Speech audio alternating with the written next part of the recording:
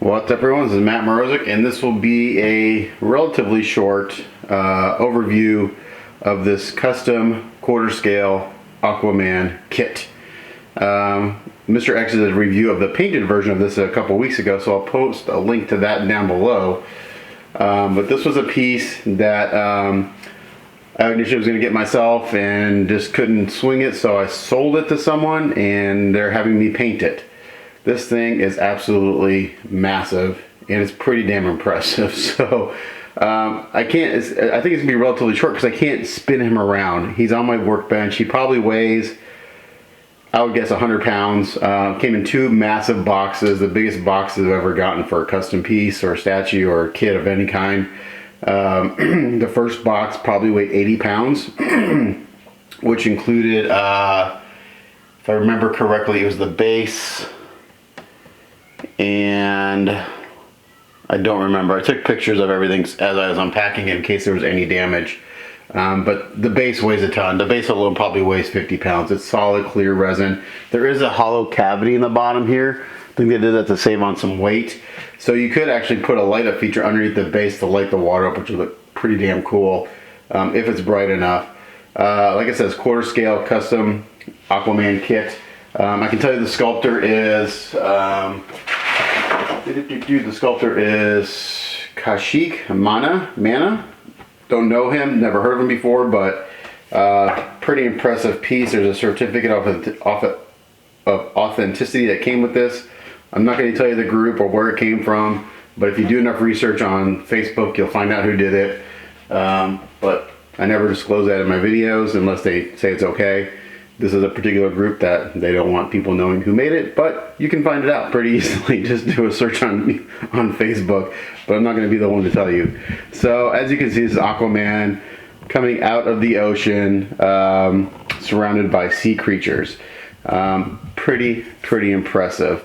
There is one little piece that I haven't put in. It's right here in his necklace. I'm just having a hard time getting it to fit, so I didn't worry about putting that in. But the quality on this thing is pretty insane. I was really worried about some of the fit and even because it's just so complex, and from what I can tell right now, everything fits really well. I know in the painted version, Mr. X's version had a couple little things that didn't fit quite perfectly, but when you have a piece this complicated, you have to expect some things aren't going to fit perfect. That's just the way it is. They're getting crazier and crazier with these pieces. The engineering is insane. So you just have to expect that some things may not fit perfect. So we're just going to kind of pan around here a little bit, show you this guy overall. You'll see I'm missing a few pieces in there. Like I don't have the sea serpent's teeth in. I could put the lower jaw in, it won't fall out. But the upper jaw will fall out if I put it in. And his tongue would fall out if I put that in. This needs a little bit of heat. Actually, no, fits pretty good. Right there, that'll stay in. Really impressive piece. Let's get a measurement on him real quick and we'll kind of do an overview of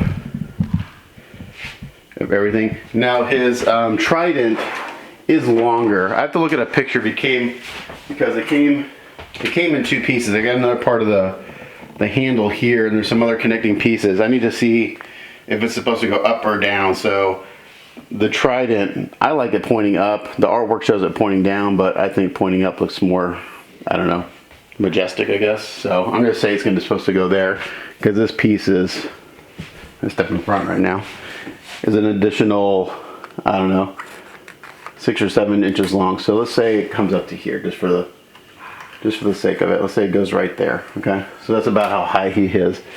So the highest point is going to be his trident,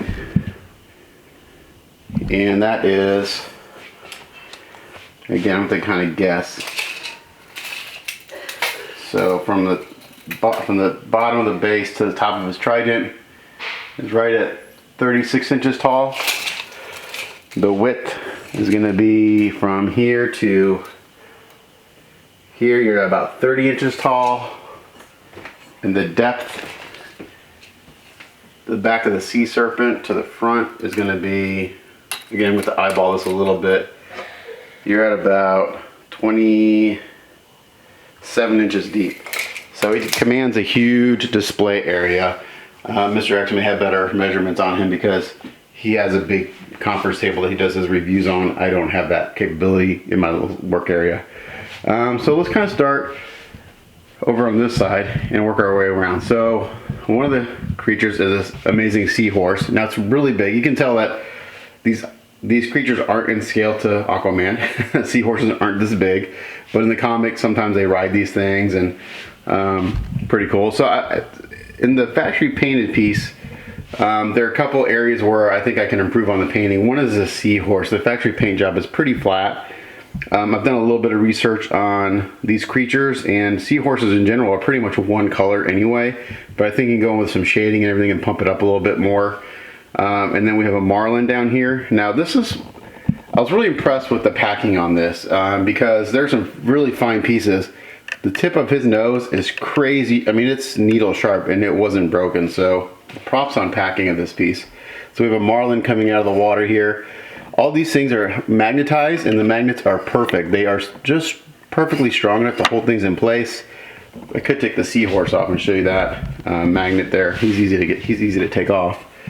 If I just pull straight this way, he's got 3 nice large magnets right there, and it holds them in perfectly. Boom. And then if we move down, so we've got the marlin. Then we have a killer whale down here, orca. And the only piece I don't have in this is the teeth, the upper jaw, because again, it'll fall out if I try to put it in. Yes, I think it will, yeah. So those will get glued in eventually. Obviously the factory painted pieces are glued in. Great sculpt. The tongue is a separate piece. It's not magnetized, but that'll get glued in. The lower jaw is a separate piece. So for painting wise, they broke it down very well. Great sculpt. The skin doesn't have any texture in it, like an orca wouldn't have any texture in the skin. So again, I'm going to take this guy out for a second. You can see the magnet there for him, right there. Same thing with the orca. You pull this out, 4 large magnets in the base, and the fit is damn near perfect. Slides right in. So props to the factory on getting this engineered so well and the fit so well. Alright, then we got a little crab down here, like a hermit crab. Now I did some research on crabs. This really isn't a crab, I guess it's a hermit crab because he's coming out of a shell. So you can do some cool paint ups on him and the shell. Now he's all one piece except for the legs. All the legs come out. These 2 are magnetized. The big guys are magnetized. The little guys are not, so I'll permanently glue those in. I'll pin them and glue them. That way it just goes in. And he doesn't have a magnet, but it's a nice big key. And this Aquaman, on this kit, his foot sits nice and flat on there. I think on the Mr. X version, either his foot didn't sit flat here, or it didn't sit flat in the base. I think one of them was not perfectly flat. Let's move over to the great white shark. Again, I've got everything in except for the upper jaw, so it'll fall out. Great sculpt on this. Looking really sharp. The lower jaw is a separate piece, the upper jaw is a separate piece, and there's also a piece of clear resin in here so you can simulate water in his mouth, which is kind of nice. And then let's move up to the sea serpent. This guy's really, really impressive. Just massive. And he fits in really well. Surprisingly, it's a little tricky getting him in, just getting the right angle and everything. But once you figure it out, he goes in pretty easily.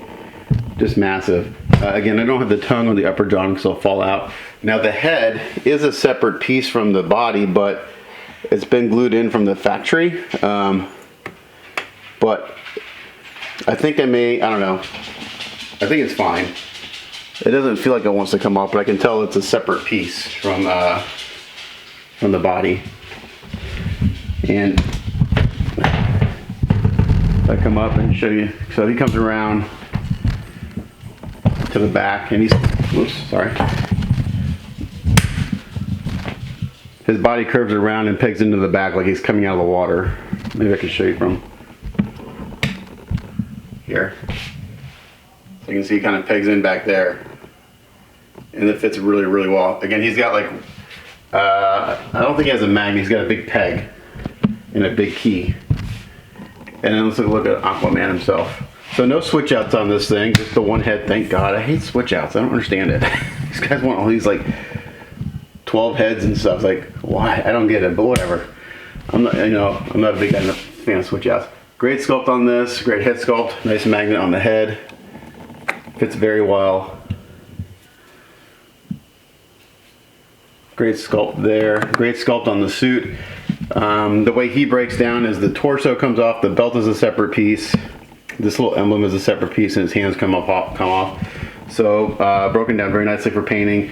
I do have one little area on the belt that I'll need to do some smoothing out where the factory didn't clean up, perfectly, which is fine. Just around the top there, it needs just a little bit of putty and filler.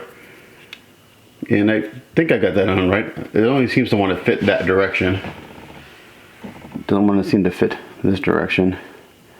So I'm assuming it goes this way. I'll have to look at a photo because my lack of knowledge on these characters is. There's one, like I said, there's one little piece right here in the middle of the necklace. I wasn't able to get in there without really fiddling with it. And then let's look at the base. The base is pretty impressive. So it's all in clear resin, but he's standing on some rocks. So where his foot stands and where his crab is are rocks. So that'll get painted obviously rock colors, and everything else is water. So one thing I saw on the factory paint job is that the water wasn't really blue. It looked kind of grayish to me, and I wasn't a fan of that. So I'm gonna make this pretty vibrant blue. I'll have to probably paint the majority of this. I won't be able to paint in my paint room. I just can't get it in. I'll have to build special for the dragon at least. I'll have to build a jig to hold it. The seahorse I could probably handle. Yeah, I may build a jig for this guy too.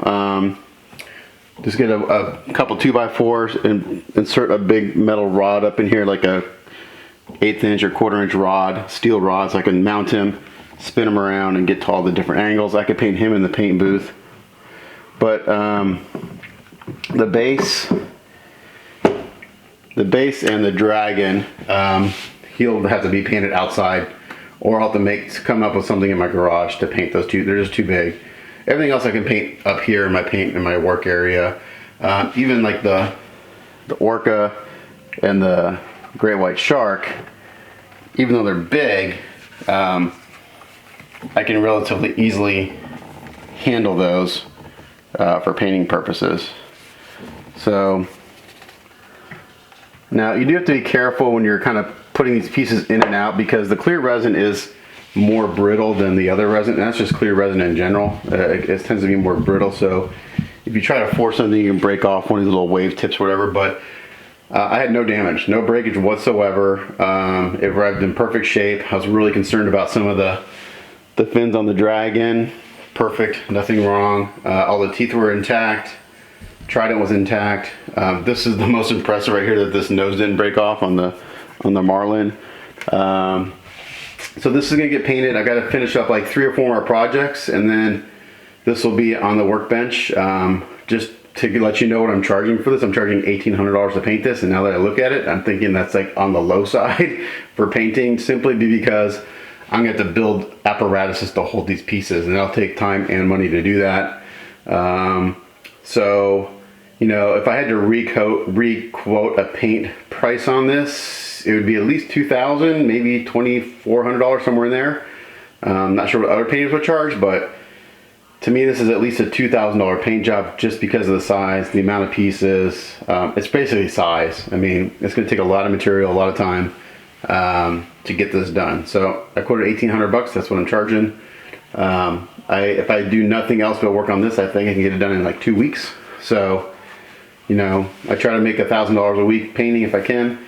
So this is a little under what I try to make, but that's what my quote is, and that's what I'm going to charge. But there you go.